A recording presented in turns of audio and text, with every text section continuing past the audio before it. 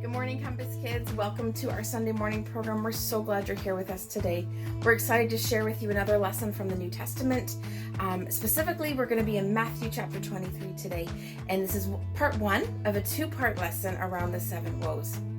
I want to talk to you about what it means to think you're better than other people. And I'm going to use this balloon, see right here, this nice green one, as an analogy or an object lesson, okay? So it's very easy as humans that we start to think that we're better than other people. So for example, when I think I might wear better clothes than my friends, I start to get puffed up, just like this balloon. Or you might think that you are a better athlete than the other members of your team, and that gets you puffed up. Or you might think, I'm a better singer than anybody else at church, and that might get you feeling puffed up. Or you think that you are just the smartest kid in your class, and that can make you feel puffed up too. So we get puffed up every time we think about things that we're better than other people. We start to puff ourselves up, and sometimes we don't even realize that we're doing it. We get so puffed up. Like this, you can't even see it all. See? And then what happens? We get so puffed up and we get so caught up in what we need to be doing that sometimes we get caught off guard. And those puffed up feelings end up not making other people feel very good. And actually, don't make you feel good either. So in Matthew chapter 23, Jesus is talking to the people about the Pharisees and about how they sit on Moses' seat, and the people were instructed that they're supposed to obey the Pharisees and do everything that the Pharisees tell the people to do. But Jesus was saying, do not be like the Pharisees, for they do not practice what they preach. They tie up heavy loads and put them on men's shoulders, but they themselves are not willing to lift a finger to move those heavy loads.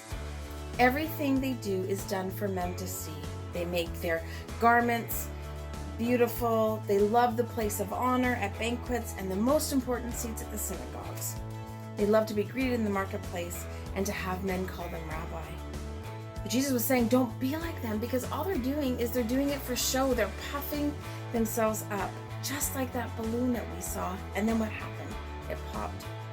Jesus wanted people to treat other people kindly. He talked often about who is the greatest in the kingdom, and we've had a lesson about that before. Jesus said, the greatest among you will be your servant, for whoever exalts himself will be humbled, and whoever humbles himself will be exalted. So the Pharisees were exalting themselves. They were, and through their actions and the words that they said, how they prayed, they were just doing these things to be puffed up and for other people to think, oh, they're so much better than I am. And the Pharisees thought that they were better than other people. But that's not the message that Jesus wants us to focus on. The message that Jesus wants us to live by is that we need to humble ourselves. Now, Jesus wants us to work hard at what we do. Absolutely. And there's verses in the Bible that say, whatever you do, work at it as if you're serving the Lord. So that could be your math assignment, or when you're playing with the kids at school, or practicing the piano.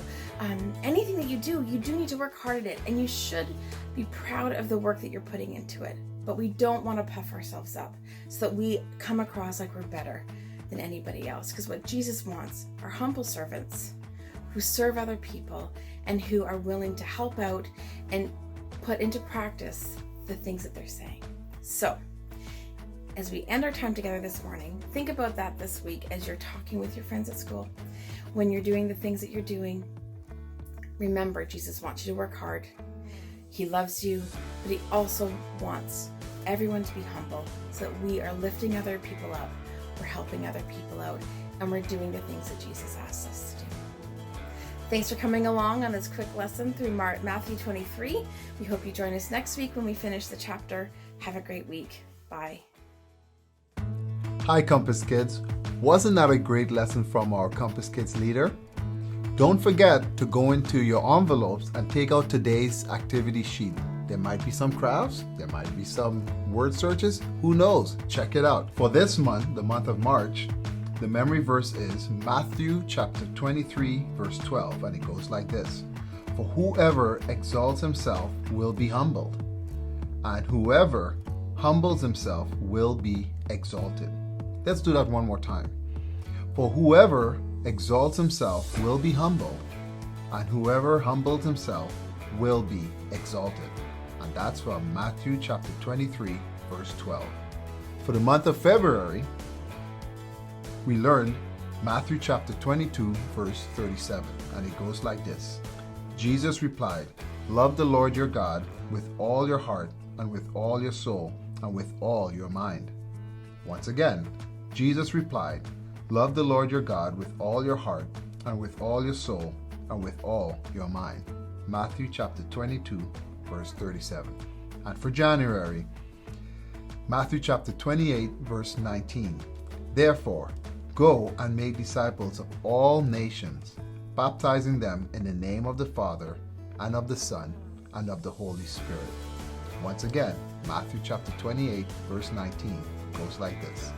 Therefore, go and make disciples of all nations, baptizing them in the name of the Father and of the Son and of the Holy Spirit.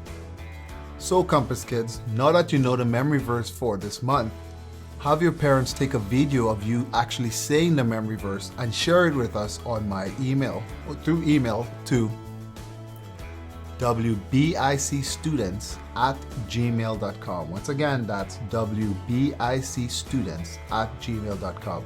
We would love to showcase you saying the memory verse to the rest of the congregation. Well, hope to see you guys again soon, and stay safe. Goodbye.